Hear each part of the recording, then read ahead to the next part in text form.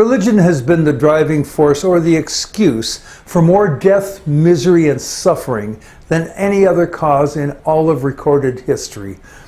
I refuse to do the research necessary to numerically substantiate that claim. If it's important to you, do your own research. If that claim isn't exactly right, it's close enough to merit our concern. Religious beliefs are precisely that, beliefs. They are necessarily a leap of faith that is driven by internal, non-analytical forces, not by observable facts. They are neither right nor wrong, but they are customarily held to be absolutely factually right, regardless of how many language translations and manipulations have assaulted original texts. Therein lies the problem, because personally held certainties overwhelm higher brain functions, which then causes humans to insist on cramming their beliefs onto others. See the Spanish Inquisition and many other forced conversion and murder rackets. The Pilgrims left England seeking relief from the domination of the Church of England. 17 decades later, their quest for religious freedom was enshrined into the First Amendment of the American Constitution. Congress shall make no law respecting an establishment of religion or prohibiting the free exercise thereof. For the past 250 years, we've been trying to tie down the various threads hanging off that phrasing. For example, Congress passed a law adding "In God We Trust" to all U.S. currency in 1955. That sounds suspiciously like tying religion to government. And no, those words weren't always there, but back in the Cold War days, we had to somehow differentiate ourselves from the godless commies, so there was little opposition to the addition. Besides, who would object to those words in those days, and thereby risk accusations of being a closet communist? Nevertheless, that phrase doesn't work too well for people who fervently believe that there is no God, for example.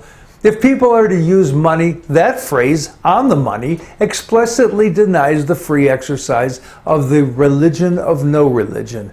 That's a big chink in the armor of separation. Here's another example. George W. Bush managed to get federal money sent to faith-based initiatives during his reign of doofus. That meant that church-run schools were given public money, your tax dollars, for the purpose of religious indoctrination. That sounds a great deal like pre-Pilgrim England. What happened to the separation of church and state during the glorious doofus days?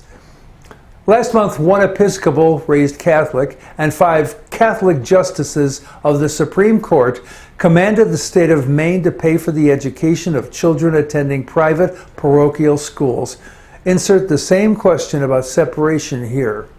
Now you can add to this hanging thread list the North Carolina public school football coach who wants to pray at the 50-yard line after each game. The religion-empowered Supreme Court decided that his ostentatious public display of his private religious beliefs at his public school function was just fine. The Supreme Court seemed to imply, take a knee in the middle of the field, catechism coach, and implicitly direct your players to do the same. You don't suppose that with all that peer pressure and obeisance to the coach that impressionable teens might find it impossible to refuse to participate, do you? So much for their freedom from religion. We're back to the separation issue, except it seems to be fading into a distant memory, now with the enthusiastic support of we're substituting our personal beliefs for the Constitution Supreme Court. We have religious fundamentalists all over this country claiming that our country was founded to be a Christian theocracy, which is true only if you ignore the contrary facts offered by the founders. Yes, this issue is fraught, as the founders, at least some of them, believe that we are endowed by our Creator. Nevertheless, they signed off via the First Amendment on individuals being free from any governmental imposition of religion. I'll support the freedom side in that conflict every time. The most urgent time for confronting this threat to our liberty is now, as public school boards are inserting both Christian prayer and religious teaching into their curricula. The public school boards themselves are now saying Christian prayers before their meetings. Florida is banning books based on bureaucrats imposing their religious views on public libraries and public schools.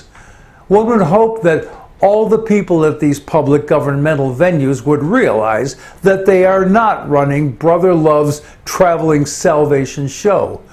In fact, I don't think they see that at all. Apparently they don't. And if we don't take action most urgently with our votes, we will be on a slippery path to theocracy.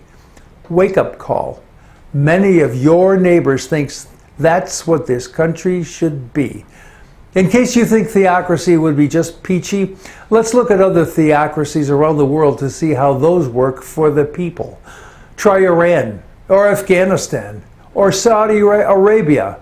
Now how do you feel about creating theocracy here? Don't foolishly think that a Christian theocracy would be better than a Muslim theocracy. That's never been true.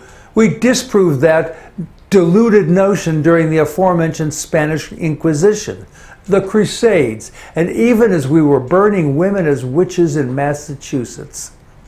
To all public officials, if you want to practice religion, go to a religious institution of your choice, or to the privacy of your own home, or go to that traveling salvation show, but keep your religion out of our government and out of our public squares.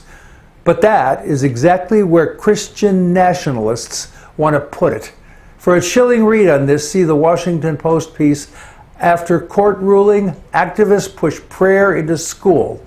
There is a link in the written post to find that.